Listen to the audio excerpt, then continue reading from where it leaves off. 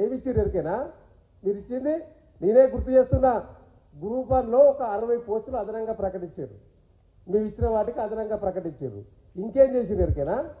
Mega DSR గొప్పగా చెప్పారు కదా, మేము 5,000 పైచీలకు పోస్టులు ఇస్తే మీరు ఇంకొక 5,000 కలిపి 11,000 అని మీరు ప్రకటించుకున్నారు. కొత్త నోటిఫికేషన్ ఏమన్నా ఇచ్చారా మీరు? చెప్పండి. ఇలా నిరుద్యోగులు అడుగుతా ఉన్నారు. ఇవాళ చాలా మంది నిరుద్యోగులు ఒక పక్క రేవంత్ రెడ్డి గారి నివాసం దగ్గరికి వెళ్ళిర్రు మాట్లాడడానికి. ఒకసారి సమయం ఇవ్వండి వాళ్ళు అడుగుతా ఉన్నారు. అశోక్ నగర్ పోయే దమ్ముందా నీకు? ఇప్పుడు ఆనాడు ఎన్నికల ముందు వేనావు కదా, ఈనాడు పోయే దమ్ముందా? ఒకసారి వెళ్దామా, మీరు నేను కలిసి పోదామా? మా పార్టీ నుంచి వెళ్ళి మేము వస్తాం, మీ పార్టీ నుంచి వెళ్ళి మీరు రండి అశోక్ నగర్కు పోయి మాట్లాడదామా? ఇవాళ నిరుద్యోగులంతా కూడా గోసపడతా ఉన్నారు. ఎన్నో ఆశలు పెట్టుకున్నారు. అనేక అబద్ధపు హామీలు అరచేతిలో వైకుంఠం చూపించి ఆనాడు అసెంబ్లీ ఎన్నికల్లో ఓట్లు దండుకున్నారు. ఈనాడు అసెంబ్లీ ఎన్నికలు అయిపోయినాయి, పార్లమెంటరీ ఎన్నికలు అయిపోయినాయి, ఎవరు చేసేది ఏం లేదని ఇవాళ ప్రశ్నించే నిరుద్యోగులను వాట్సాప్లకి డిలీట్ చేస్తూ ఉన్నారట. వాళ్ళు చెప్తా ఉన్నారు, రోజు మా పార్టీ ఆఫీస్కి వస్తూ ఉన్నారు.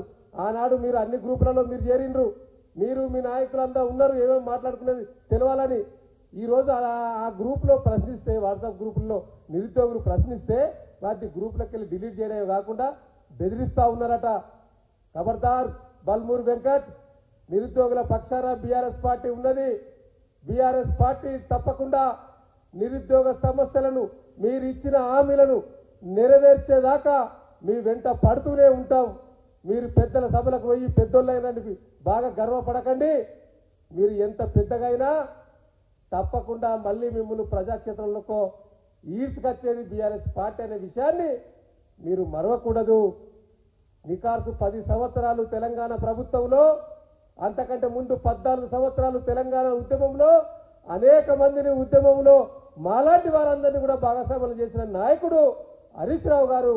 అట్లాంటి హరీష్ రావు గారి మీద మాట్లాడే కనీస అర్హత ఉన్నదానే నీకు? బల్మూర్ వెంకట్, ఎమ్మెల్సీ రాగానే పెద్దోని అయిపోయినావు అనుకున్నావా? నువ్వు ఇంకా కాలే, ఇంకా నువ్వు మెచ్యూరిటీ కావాలి, ఇంకా చాలా విషయాలు తెలుసుకోవాలి. నువ్వు ఇంకా ప్రభుత్వంలో ఉన్నావు, చాలా జాగ్రత్తగా మాట్లాడాలి. ప్రతిపక్షంలో ఉన్న వాళ్ళు ఏది మాట్లాడినా చెల్లుబాటు అవుతుంది, కానీ ప్రభుత్వంలో ఉన్నప్పుడు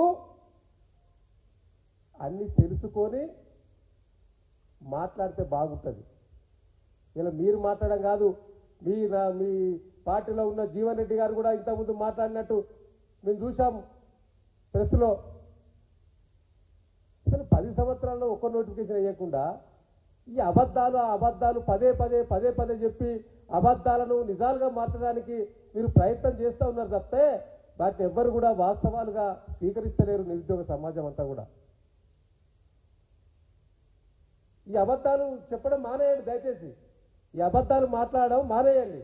ఎప్పటికీ అబద్ధాలు మాట్లాడితే చెల్లుబాటు అవుతుందేమో అనుకుంటున్నారు, కానీ అబద్ధాలు మాట్లాడిన మాత్రం ఆ రోజు మీరే కదా జాబ్ క్యాలెండర్ పేపర్లో ప్రకటన ఇచ్చుకున్నది.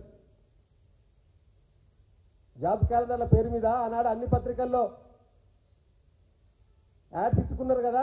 మరి ఈరోజు జాబ్ క్యాలెండర్ గురించి మాట్లాడితే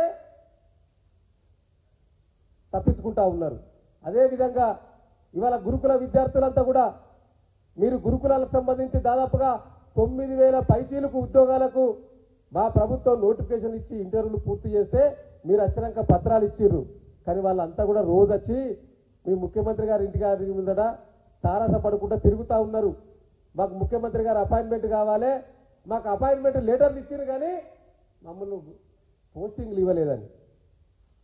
ఆ పోస్టింగ్ లేక అందరు తిరుగుతూ ఉన్నారు. ఒక పక్క టీచర్లు తిరుగుతూ ఉన్నారు, ఇంకో పక్క గురుకుల నిరుద్యోగులు తిరుగుతూ ఉన్నారు, మరో పక్క గ్రూప్ 1, గ్రూప్ 2, గ్రూప్ 3కి సంబంధించిన నిరుద్యోగులు ప్రిపేర్ అయ్యే అభ్యర్థులంతా కూడా ఉద్యోగాలు పెంచుతారేమో అని ఆశిస్తూ ఉన్నారు. ఇవేమీ జరుగుతలేదు. అదేవిధంగా ఇవాళ గురుకుల విద్యార్థుల పక్షాన, నిరుద్యోగుల విద్యార్థుల పక్షాన మేము ఈ ప్రభుత్వాన్ని డిమాండ్ చేస్తూ ఉన్నాం. ఈ గురుకుల నోటిఫికేషన్ ఎవరైతే మీరు ఫిల్ చేసిండ్రో దాంట్లో రీలిక్వేష్మెంట్కి సంబంధించి ఆప్షన్ కూడా పెట్టాల్సిన అవసరం ఉన్నది. దాని ద్వారా అది పెట్టకపోవడం వల్ల ఇలా దాదాపుగా 3 నుంచి 4,000 ఉద్యోగాలు అందులో మరి బ్యాక్లాగ్లో ఉండబోతా ఉన్నాయి. మళ్ళీ కొత్త ఫ్రెష్ నోటిఫికేషన్లో ఇవ్వడానికి మీరు ప్రయత్నం చేస్తూ ఉన్నారు. కాబట్టి మీరు 1:2 ఈ గురుకుల ఉద్యోగాలను మీరు పిలిచింది కాబట్టి ఆ 1:2లో మరి రీలిక్వేషన్ అనే ఆప్షన్ పెడితే తప్పకుండా మరి జేఎల్లు డిఎల్లు వాళ్ళు అదేవిధంగా తెలుగు పండితులకు సంబంధించిన వీళ్ళందరూ కూడా కింది నుంచి వెళ్ళి పై స్థాయికి పోయే వాళ్ళందరూ కూడా మరి తప్పకుండా కింది స్థాయిలో ఉన్న వాళ్ళకు ఉద్యోగ అవకాశం వచ్చే అవకాశం ఉంటుంది కాబట్టి ఆ ఆప్షన్ ఈ ప్రభుత్వం తప్పకుండా చేయాలి. అదేవిధంగా ట్రిప్ గురుకులకు సంబంధించిన నియామక బోర్డు ఏదైతే ఉందో అధికారులు కూడా ఆ దిశగా ఆలోచన చేసి మరి వారందరూ కూడా ఈరోజు ముఖ్యమంత్రి కలవడానికి తిరుగుతూ ఉన్నారు, అపాయింట్మెంట్ ఇస్తలేరు.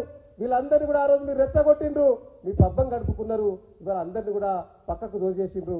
కాబట్టి కాంగ్రెస్ నాయకులారా, అదేవిధంగా నిరుద్యోగుల పక్షాన గొంతుగా మాట్లాడుతున్నా అని చెప్పి మరి మాట్లాడుతున్న బల్మూరు వెంకటు, వీటన్నిటి కూడా మీరు పరిశీలించండి. మీకు ఏమన్నా కొద్ది కూడా న్యాయం చేయాలనిపిస్తుంది.